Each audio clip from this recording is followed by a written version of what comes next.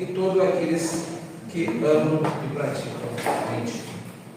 Meus irmãos e irmãs, qualquer motorista, mesmo que ainda utilize aplicativos de localização no celular, sabe da importância dos assim chamados pontos de referência, alguns lugares que nós memorizamos para saber como é que vamos chegar aonde queremos. O conhecimento de alguns pontos de referência é segurança, para que podemos chegar ao nosso destino certo. O texto de hoje, ele trata de certos pontos de referência que o Senhor deixa nesse texto, que podemos chamar de alguns lembretes. O Senhor fornece alguns lembretes que são importantes para que nós cheguemos em segurança à cidade celestial. Essas são as preocupações desse texto. De forma geral, há 3 grandes preocupações voltadas para o espaço, o lugar onde nós vivemos, as humanidades com as quais nós convivemos. Há preocupação também com os nossos atos tanto internos quanto os atos externos. E também há uma preocupação em que nós venhamos a olhar para o tempo que vivemos e considerarmos a eternidade. Esse texto, ele deixa lembretes com esses contornos. Por isso, meus irmãos e irmãs, essa noite os convido para que possamos nos lembrar destas questões que compõem o último discurso de Jesus Cristo à sua igreja. Antes de encerrar a revelação, o livro do Apocalipse é o livro da revelação, Jesus Cristo deixou essas últimas palavras que contêm esses lembretes. Então hoje nós iremos olhar para cada um deles. Mas antes desses lembretes, os versos 8 a 10, eles instauram um certo tom de iminência, um tom de chegada, um tom de urgência. Nós vemos aqui no verso 8 que João ele recebe estas palavras por meio de um anjo, e que ele não tem outra ação que não dobrar-se os joelhos e adorar o anjo, porque o anjo acaba revelindo ele. Tamanha era a revelação que João recebeu. Ele ficou um pouco perdido, um pouco atordoado, porque ninguém pode adorar qualquer outra criatura que não venhamos adorar a Deus, não podemos adorar criatura alguma.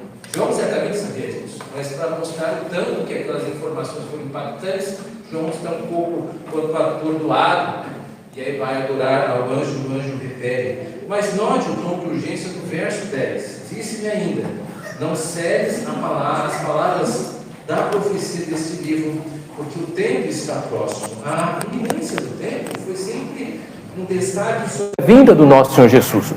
Nosso Senhor Jesus Cristo virá como um ladrão. Ninguém sabe exatamente quando virá. Pode ser hoje, pode ser agora, pode ser antes de terminar esse sermão. O nosso Senhor virá de repente sem um anúncio prévio. Ele simplesmente virá e instaurará então a redenção de todo o cosmo com a sua vinda. E Ele quer que nós estejamos atentos à vida cristã com Deus, para que quando Ele vier nos encontrar servindo como deveremos. Por isso Ele deixa então os lembretes, que eles começam a aparecer a partir do verso 11. O que eu releio para os irmãos e irmãs aqui.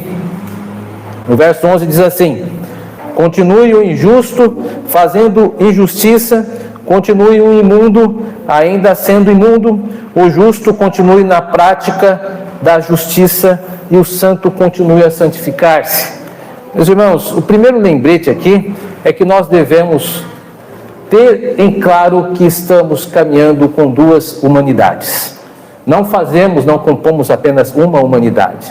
Nós estamos dividindo essa dispensação, o presente século, com duas humanidades. Não. Existem duas humanidades que convivem entre si, e esse texto ele faz a discriminação delas. Discriminar, meus irmãos, não é algo errado. Às vezes acaba misturando com a ideia de preconceito, mas a discriminação ela é útil. Não é errado, por exemplo, dizer que um alemão nasceu na Alemanha, que um italiano nasceu na Itália, e que um espanhol nasceu na Espanha, essas discriminações de cidadania são importantes, permitem que haja e exista um fluxo de pessoas, de turistas, de cidadãos, de trabalho. Não é errado discriminar sobre qualidades de perigo, de um perigo pequeno, de um perigo grande, a fim de que possa existir planejamento.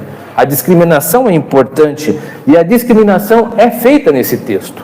Duas humanidades são discriminadas e separadas, para que saibamos que elas estão presentes. A primeira humanidade aqui do texto é a humanidade que pertence aos filhos de Deus. Eles recebem dois nomes no verso 11, como nós vemos. São os santos. O que significa santos aqui? Os santos são aqueles que foram separados para Deus. São pessoas que foram santificadas. Santidade aqui não significa pureza sem qualquer tipo de mácula. Isto é impossível. Nós somos pecadores e pecadoras. A palavra santo está sendo usada aqui no seu tom de separação. O Senhor separou um povo para si.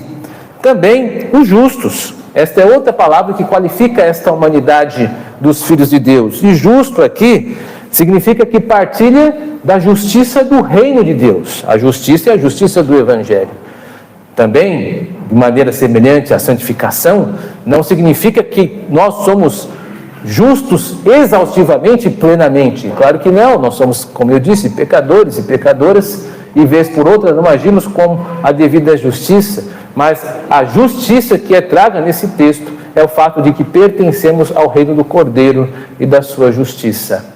Estas duas palavras são usadas então para nos qualificar. Nós somos os santos e santas de Deus, os justos e justas de Deus, não pelos nossos próprios méritos, mas pelos méritos do Cordeiro, que nos separou para pertencermos a esta humanidade redimida. Então, há uma humanidade que está conosco nesses dias, nesta geração, mas uma outra também. De igual forma, de uma maneira bastante bem distribuída, ela é chamada por dois nomes aqui, são os imundos, né? Imundos aqui não significa as pessoas que estão totalmente sujas, né? A palavra imundo traz a ideia de algo não puro ou impuro, como é às vezes usada no Novo Testamento, uma ideia de impureza. São aquelas pessoas que não são santas, que não pertencem e que não foram separadas para Deus. Isso está, por exemplo, discriminado lá na primeira epístola de Paulo aos Coríntios, no capítulo 7, verso 14, como uma das justificativas para se batizar as crianças. Paulo diz, olha, ainda que a pessoa seja casada com um incrédulo ou como incrédula, se os seus filhos são batizados, eles são santos e não são impuros, não são imundos. Ou seja, a ideia de impuro, imundo aqui, é colocado em contraponto a santo. Assim também como eles são chamados de injustos. Injustos não são pessoas que agem sempre com injustiça. Não é isso, é que eles não pertencem à humanidade dos justos, à humanidade separada por Deus. Então é totalmente possível encontrar pessoas que não professam o cristianismo, que sejam pessoas éticas, que sejam pessoas equilibradas, pessoas civilizadas, mas que são classificadas por Deus como impuros e como injustos, porque não pertencem à humanidade redimida. Então o texto ele não está qualificando as ações dessa humanidade em si mesma, mas ao seu pertencimento. Aqueles que pertencem ao Cordeiro são os justos, são os santos. Aqueles que não pertencem ao Cordeiro são os impuros ou imundos e são os injustos. Duas humanidades estão trafegando aqui até o último dia. Ora, nós sabemos que não há nenhuma novidade aqui. O Senhor várias vezes nos disse que existem duas humanidades. Sabemos que a Bíblia diz e fala sobre o joio e o trigo, as trevas e a luz, os mortos e os vivos.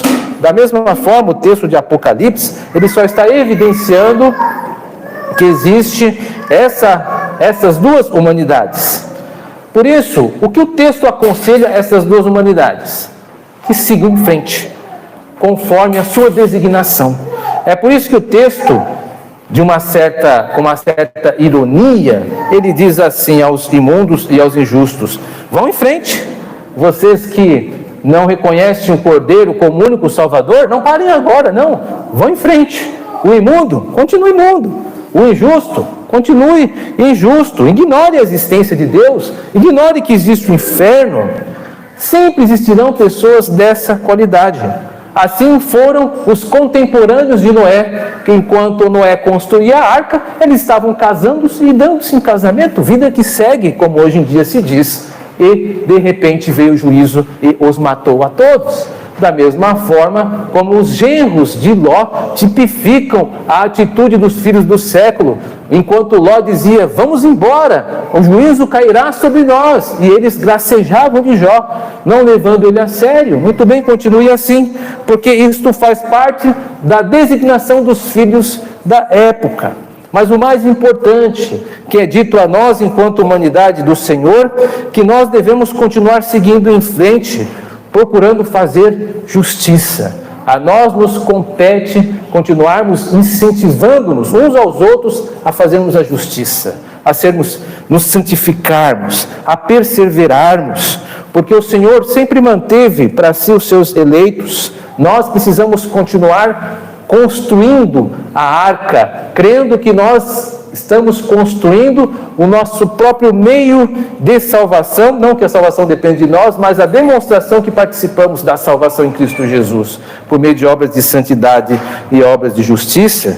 Nós somos como Ló, sendo arrebatado na cidade de iminente juízo.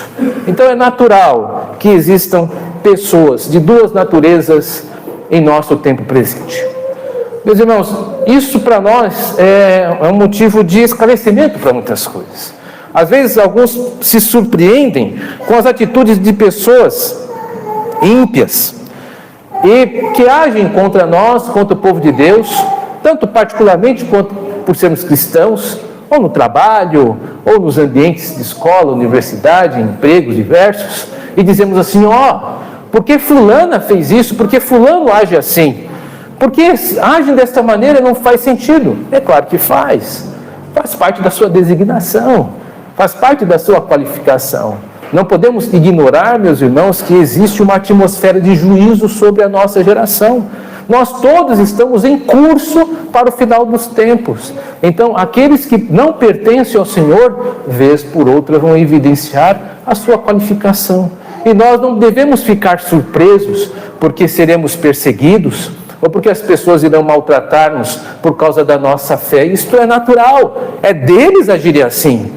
Nós não podemos nos surpreender e também não podemos nos deixar seduzir pelos atos de ética que alguns podem até demonstrar, mesmo por mais coerente que uma pessoa seja, se ela não declara Jesus Cristo como seu Senhor e Salvador. É uma pessoa imunda, é uma pessoa impura, é uma pessoa injusta. Daí que nós devemos orar pelos nossos familiares. Sei que as nossas preocupações vão para os nossos queridos, pessoas que amamos, que ainda não reconhecem o Senhor, que insistamos na conversão dessas pessoas diante de Deus, rogando por eles, como os justos e justas devem fazê-lo. Portanto, meus irmãos, lembremos, existem duas humanidades. Não se surpreenda com os maus tratos que os filhos deste século destinarão aos filhos de Cristo Jesus, aqueles que seguem o Cordeiro. O segundo lembrete aqui, meus irmãos, está registrado nos versos 12 e 13, que eu trato a repetir. Verso 12: E eis que venho sem demora, e comigo está o galardão, ou recompensa, que tenho para retribuir a cada um segundo as suas obras. Eu sou o Alfa e o Ômega, o primeiro e o último, o princípio e o fim. Há duas tensões aqui. Vamos começar pelo último versículo, no verso 13, que foi citado aqui. Eu sou o Alfa e o Ômega, o primeiro e o último, o princípio e fim. Esses são títulos que o nosso Senhor Jesus Cristo está evidenciando para mostrar que Ele é o recompensador. São os títulos da sua divindade. Então, embora o anjo ele esteja comunicando a João a revelação, vez por outra modula o anjo e começa a falar representando a divindade. É o que está acontecendo aqui. Por isso a confusão de João. Porque veja que aqui é o mesmo anjo que estava falando, mas ele muda. Ele agora, ele representa o Senhor. Isso já aconteceu outras vezes. Aconteceu com o anjo, quando esteve na sarça, quando manifesta-se o fogo, e diz que onde Moisés estava é terra santa, porque Deus estava lá, o anjo estava representando a pessoa de Deus. Assim como com Gideão, quando o anjo recolhe aqueles sacrifícios, aqueles manjares que Gideão deita ali, e ele percebe que viu Deus. Então, vez por outras, os anjos na Bíblia, eles falam em primeira pessoa, representando a divindade. Então, o anjo, ora, fala por ele só, quando ele diz que não se deve adorar, mas aí ele volta ao seu título de representante de Deus e fala em primeira pessoa, com a voz, representando a voz de Cristo. Mas o que fica para nós nesse verso 13 é que ele se coloca como o legítimo recompensador. Ele que irá nos recompensar as ações das nossas obras.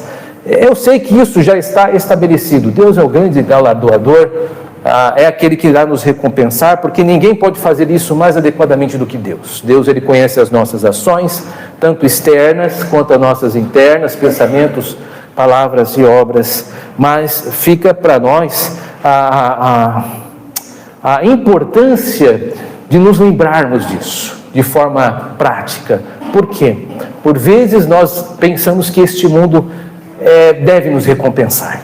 Nós vivemos as nossas vidas como cidadãos, como trabalhadores, como maridos, como esposa, e por vezes ficamos frustrados ou frustradas porque no desempenhar das nossas funções nós não somos recompensados como nós gostaríamos ou como cremos que deveríamos sê-lo. E este mundo é assim. Então, deve existir, e aqui há uma palavra de pacificação. Você e eu não podemos aguardar a legítima recompensa que queremos aqui neste mundo. As pessoas não vão lhe dar o reconhecimento que talvez você queira receber e de fato mereça. Porque este mundo é um mundo imperfeito, é um mundo que está caído. Então, há sempre um tom de frustração para aqueles que esperam deste mundo o devido reconhecimento. Continue firme no seu caminho. Deus o conhece e há mais um pouco de tempo o Senhor há de nos recompensar devidamente. Mas não deposite na confiança deste século, nas mãos de homens e mulheres, a devida recompensa às suas ações. O Senhor é o teu recompensador, Ele reconhece, Ele conhece. Então pacifiquemos os nossos corações quanto a isso. É importante que seja dito isso, para que nós nos concentremos agora nessa segunda tensão nesse texto, que é sobre as obras. Deus é um recompensador das obras, mas o que são obras? Que obras são essas? Meus irmãos, as obras são aquilo que nós apresentamos por meio do nosso corpo, tanto bem ou mal que fazemos. O que estabelece isso é a carta de 2 Coríntios, capítulo 5, verso 10, diz exatamente isso que eu acabei de falar. Mas essas obras, elas são obras tanto obras externas, ações que podemos verificar publicamente, quanto existem atos aqui dentro, que você não consegue ver, que são impossíveis de se ver. Paulo aqui expressa melhor isso nas suas epístolas. Por exemplo, Paulo fala sobre esses atos externos, que as ações, elas são evidentes aos homens. Lá em 1 Coríntios, capítulo 3, diz que Paulo qualifica por metáfora as ações, dizendo que alguns farão uma obra como se fosse ouro, outros com pedra preciosa, outros como palha ou madeira, mas no dia do juízo final é que isso será revelado como fogo, a qualidade dessas obras. Então, quando nós nos apresentarmos diante do Senhor, que é este o caso aqui, a preocupação, porque nós iremos nos apresentar, as nossas obras então serão avaliadas pelo Cordeiro, serão pelo escrutínio do Senhor, e por vezes, por mais vistosa que ela seja, aos nossos olhos, aos olhos de Cristo talvez não seja. Então é preciso que aguardemos o dia do julgamento, a fim de que nós sejamos devidamente galardoados e recompensados com as nossas ações externas. Por isso que nós precisamos estar sempre pensando naquilo que fazemos. mesmo com as nossas limitações. Precisamos fazer as boas obras. Boas obras, segundo a Bíblia, não são ações de filantropia necessariamente falando, não são ações de alimentar mendigo ou de ajudar orfanatos, embora sejam duas ações dignas de louvor entre nós. Não é isto que a Bíblia entende por boas obras. A Bíblia entende que as boas obras são atitudes que apontam para o Redentor, atitudes que engrandecem o nome de Jesus Cristo, por exemplo, como a atitude de Maria, irmã de Lázaro, quando o Senhor estava juntamente com o seu colégio apostólico em sua casa, na casa de Marta e de Maria, Maria derrama bálsamo sobre ele. Judas repreende a Maria porque não pegou isso, não vendeu para dar aos pobres, uma obra filantrópica, e que Jesus diz, não moleste ela fez uma boa obra, né? Ela derramou sobre Jesus Cristo aquele bálsamo, mostrando que Ele é o Redentor, que Ele é digno de ser honrado entre os homens. Então, há diferença aqui, e as nossas obras precisam apontar para Jesus Cristo. Nossas ações precisam apontar para elas. E elas irão apontar quando nós tivermos algum tipo de problema com a nossa humanidade que concorremos hoje em dia, que trafegamos também na nossa geração, a humanidade caída. Naturalmente, as pessoas serão mesquinhas conosco, porque seguem os princípios egoístas deste mundo. E o que nós vamos fazer? Nós vamos ser generosos com essa pessoa, porque nós servimos a Jesus Cristo. Nós servimos ao príncipe deste século. Então, quando alguém é mesquinho com você, comigo, então nós somos chamados pelo Senhor para agirmos com um espírito diferente e sermos generosos e generosos com essa pessoa. Não por causa dessa pessoa, mas por causa do nosso príncipe, do nosso monarca, a qual nós seguimos. Quando alguém deste mundo te prejudica, você não vai pagar na mesma moeda. Você vai perdoar aquela pessoa. Você vai mostrar que você tem um espírito diferente. Você vai mostrar que serve um Deus diferente do que esta pessoa. Claro que no trabalho ninguém vai entender. Na família talvez ridicularizem-nos. Foi sempre assim com os cristãos, tidos como pessoas pacíficas demais. Mas nós não estamos nos preocupando com o endosso das pessoas, mas com o endosso do nosso Senhor. Em nosso coração nós levantaremos uma prece. Senhor Jesus, eu faço isso por Ti, não por ele ou por ela, porque eu sou Teu, eu sou Tua. E aí o Senhor receberá, acolherá a Tua oração e também as Suas boas ações. Por isso, meus irmãos, nós somos aqui recomendados a pensarmos nas nossas obras deste século. Essas são obras externas, mas como disse, há também obras internas. Paulo trata disso, que no dia do juízo isso também será revelado. E aqui na verdade não é Paulo, mas lá no texto do Evangelho de Lucas, diz assim, Lucas 12, verso 2, nada há encoberto que não haja de ser revelado, e oculto que não venha a ser conhecido. Existem motivações que pertencem a você e a mim, mas no dia do juízo isso será escrutinado e avaliado pelo Evangelho que nós mesmos pregamos. E aí sim, isso é Paulo no Romanos capítulo 2. Por isso devemos estar atentos com os nossos móveis internos, com aquilo que está habitando em nossos corações. E por meio disso, fazer essa verificação e orientar-nos de acordo com os valores dos céus. O Senhor recompensa quem faz isso. Por exemplo, Davi, quando ele queria construir o templo, o Senhor o premiou com o pacto entre Deus e Davi, por causa das suas motivações. Ele queria construir o templo. O Senhor se agradou, impediu de construir o templo. Isso está em 2 Samuel 7. Mas mesmo assim fez um pacto devido a esse desejo. Orientado pelos céus, ou direcionados para os céus, Deus o honrou e o entronizou a sua dinastia. E é por isso que hoje o nosso Senhor Jesus Cristo também é reconhecido pelo título de filho de Davi. O Senhor sabe recompensar as boas motivações. Assim também como o Senhor recompensou as boas motivações de Salomão, porque no seu pedido de sabedoria, era sabedoria para servir o povo e não para si mesmo.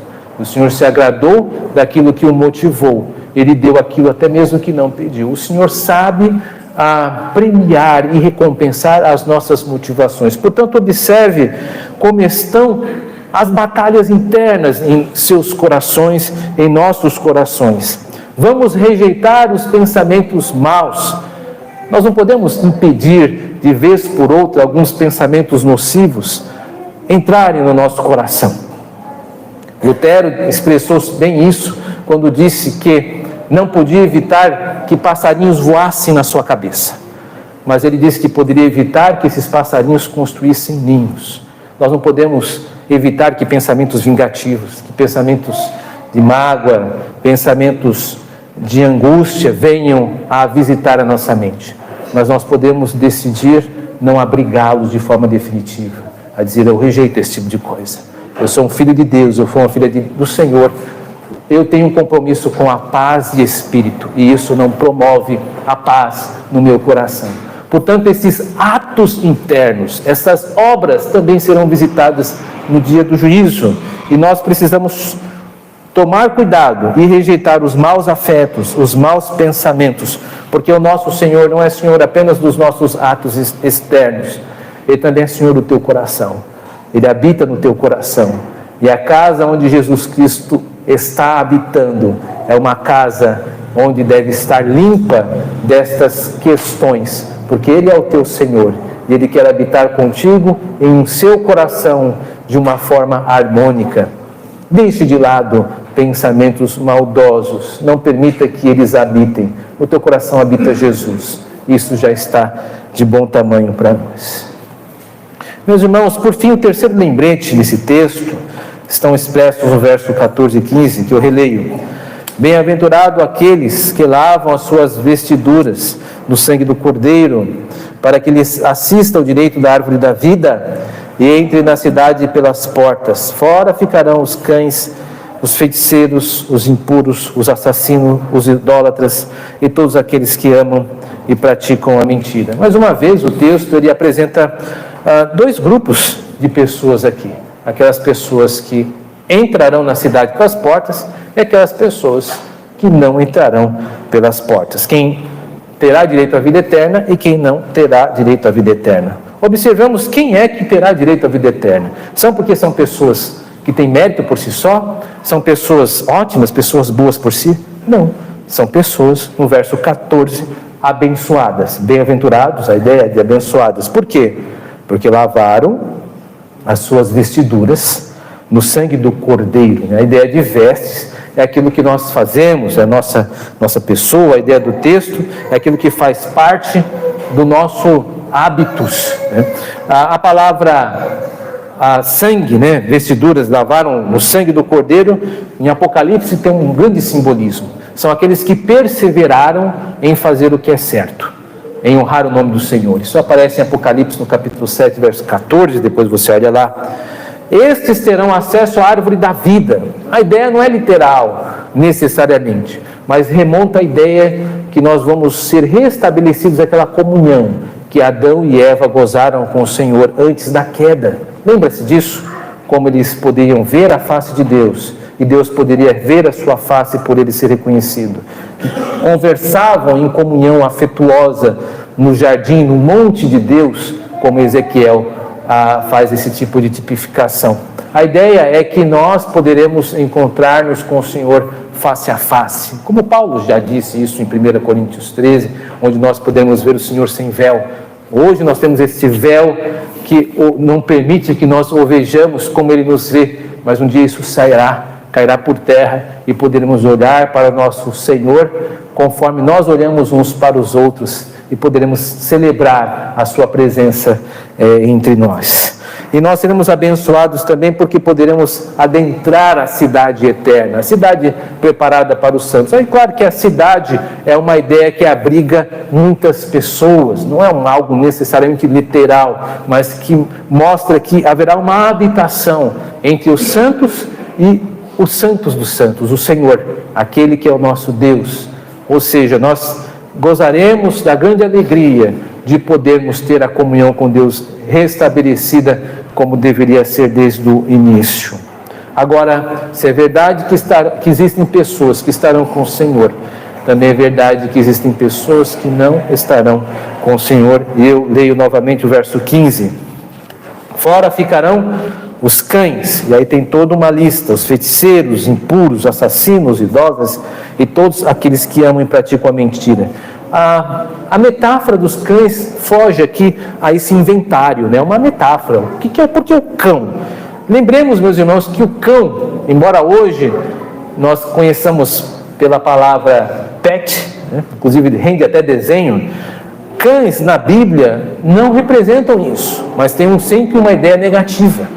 Os cães são aquelas pessoas que abertamente desprezam a palavra de Deus. E aí Jesus Cristo diz que não deis as suas pérolas aos cães, aos porcos, né, aos cães. Não se pode oferecer a eles. Assim também como os cães são aqueles que são chamados de apóstatas, que abandonaram o Evangelho. A esses Pedro, por exemplo, diz: aquele que apostatou é como o cão que volta ao seu próprio vômito. Os cães também são vistos como aqueles que promovem a heresia. Na época de Paulo, os judaizantes. É por isso que em Filipenses 3:2, Paulo irá dizer: cuidado com os maus obreiros, com os da falsa circuncisão, com os cães. Ou seja, cães nesse texto representa tudo aquilo que é contrário ao Evangelho, que despreza a palavra de Deus, que não a tem como a palavra genuína do Senhor. E depois ele segue com essa lista, que claramente são pessoas inimigas de Deus: os feiticeiros, pessoas que depositam em um tipo de manipulação de certa espiritualidade que Deus reprova no Antigo Testamento, também no Novo. Os idólatras, pessoas que quebram o primeiro mandamento.